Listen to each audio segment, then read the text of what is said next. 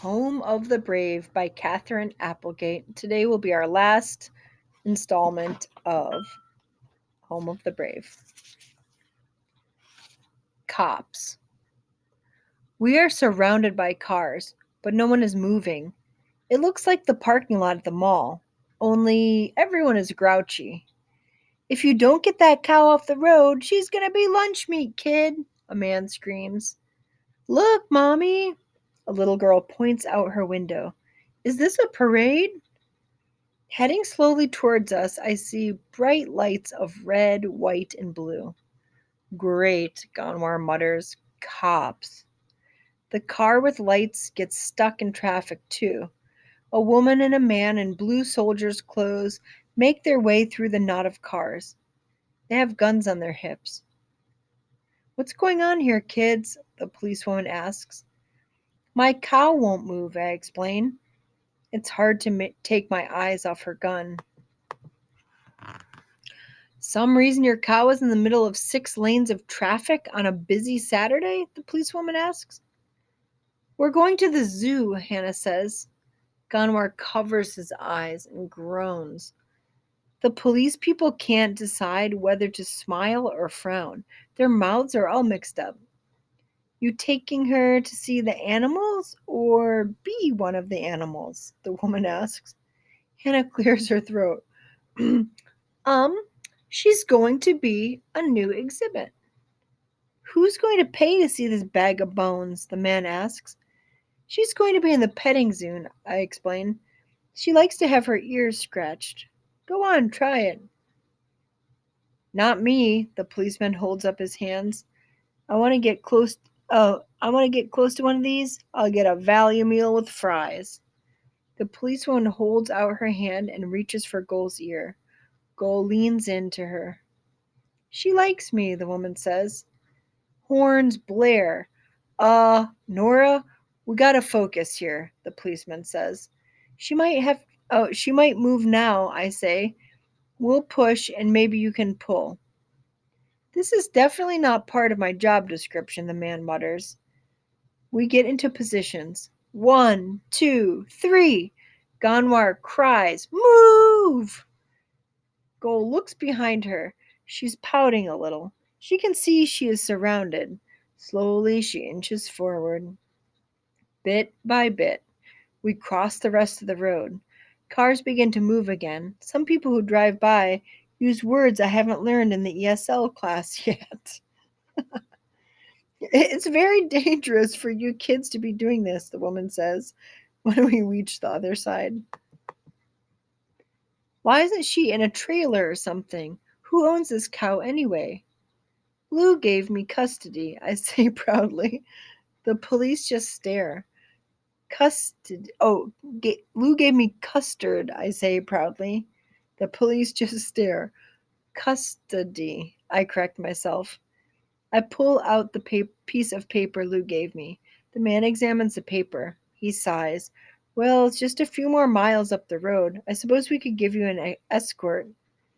I don't know what that is, but I can tell that Hannah is excited. Would you keep your lights on? She asks. Lights, but no sirens, the woman agrees. We begin our slow, strange herding down the edge of the highway, followed by the police car. The red, white, and blue lights remind me of the America flag. I feel like the president. If only Lowell could be here, I say to Gonwar, and we laugh a good long laugh. Zoo. The zoo workers are a little surprised to see one cow, 3 kids, and a police car show up at the ticket booth. They call their bosses and say, Come quick. The zoo bosses are even more surprised when I tell them are Lou and I are donating gold to the petting zoo. Just try scratching her ear, I say. She loves it, adds the policewoman. The main zoo boss is tall and thin and has a shiny head like an apple at the grocery store. He reaches out for Gull's right ear. Gull makes her happy cow face. Her eyes are far away and full of peaceful thoughts. You are a charmer, aren't you, old girl? Says the man. The petting zoo needs a cow, Hannah points out. And she is free, Ganwar adds. The owner is donating her, even though she could sell her and make a fine profit. Everyone looks at Ganwar. He shrugs. Figured it was worth a try, he says. This is a very kind offer, says another zoo boss man.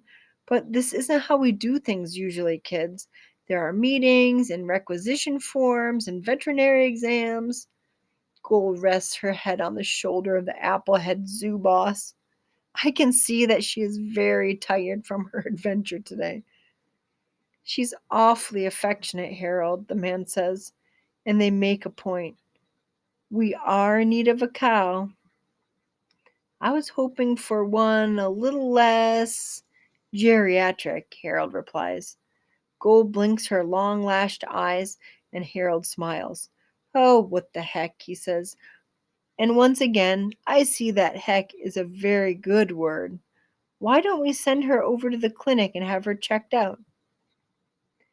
If she's clean and in decent health, well, she does kind of grow on you. Ganwar leans closer to me. You amaze me, cousin. Hannah kisses Goal, and Ganwar pats her flank, and I stroke her neck and whisper in her ear, and then off she goes to her new land to begin again. The police drive us home in their car. They keep the lights on and even play the siren once. What did you whisper to Goal? Hannah asks when we return to Luz. I grin. I told her if she can moo, she can sing.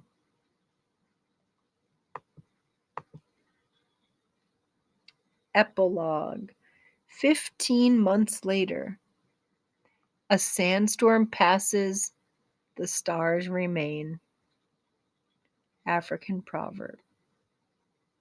Homecoming. The airplanes float in one by one, but each one is the wrong one, and we wait and wait and wait some more. Ganwar and his new girlfriend and Dave and my aunt sit on the plastic chairs and talk. Hannah stands beside me as we stare out the wall of glass. We know enough to be quiet. In the pocket of Hannah's jeans, I see part of a white envelope covered in curly blue letters. I smile. Hannah carries it with her everywhere. I know how that is. It's fall, and the trees are wearing red and orange coats to fight the icy nights. I think about the trees, the flowers, the brown grass in the fields. They can all be patient, certain that spring will return. They don't have to hope. They can be sure. Hope is a thing made only for people, a scrap to hold on to, in darkness and in light.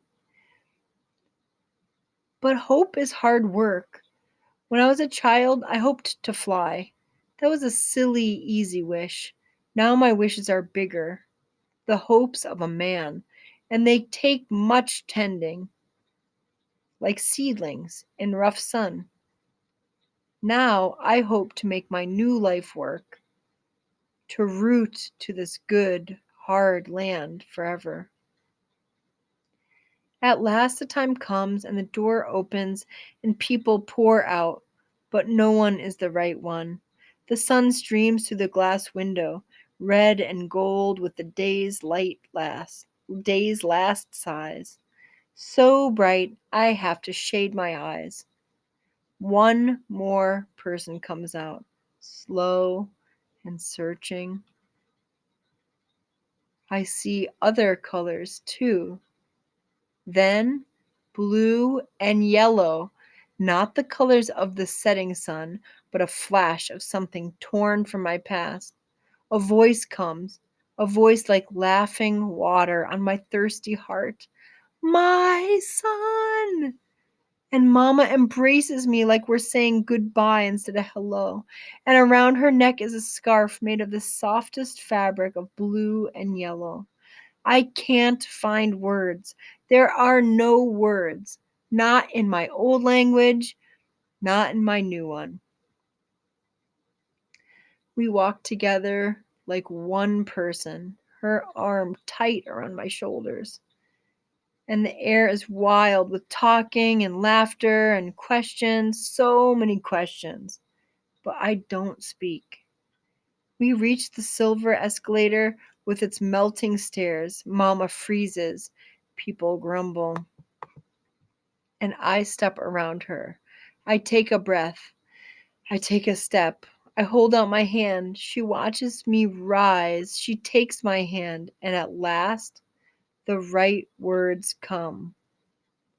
Mama, I say, welcome home.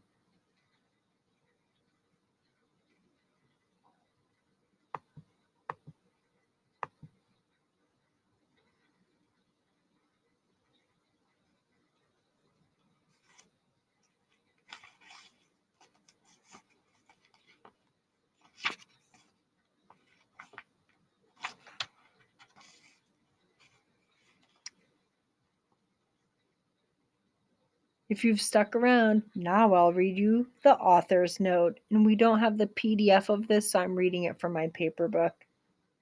Somewhere, sometime, as your glorious and complicated life unfolds, you are going to find yourself putting dishes in a washing machine. I'm speaking metaphorically, of course. You won't make the same mistakes Keck makes in Home of the Brave, because your mistakes will be uniquely and wonderfully your own. But you will make them, I promise you.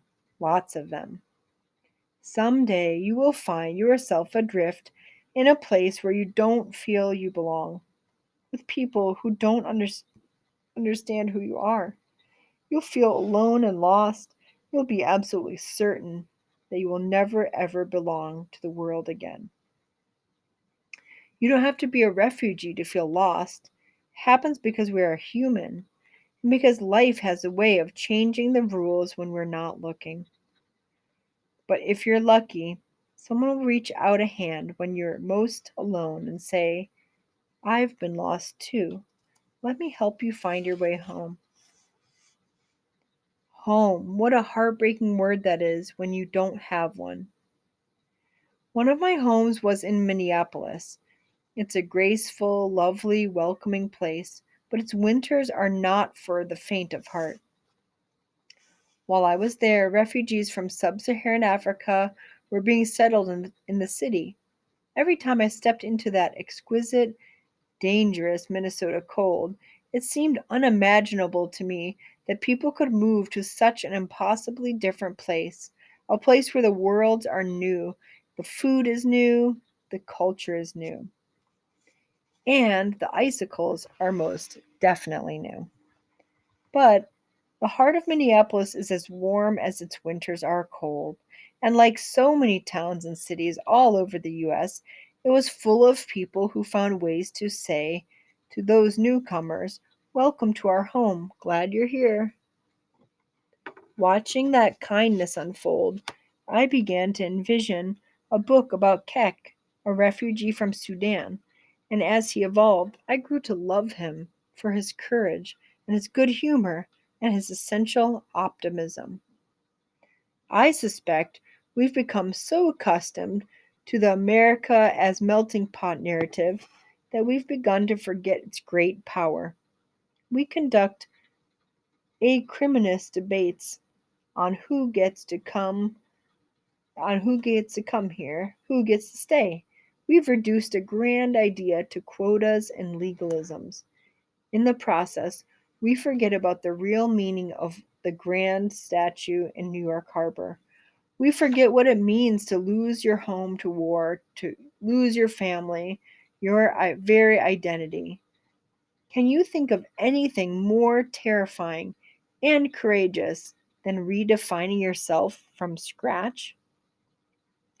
Today, tomorrow, sooner or later, you will meet someone who is lost, just as you yourself has been lost, and as you will be lost again someday.